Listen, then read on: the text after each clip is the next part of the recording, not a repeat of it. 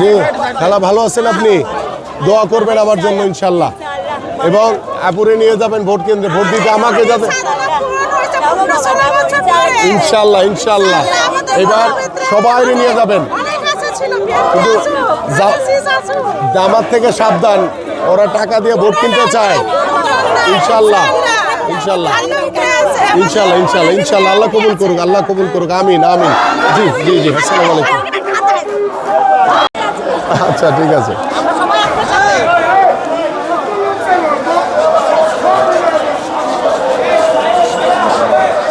12 তারিখ ভোট কেন্দ্রে যাবেন, ধানের শীষে ভোট দিবেন, ঠিক আছে আপুরা? জি ইনশাল্লাহ। জি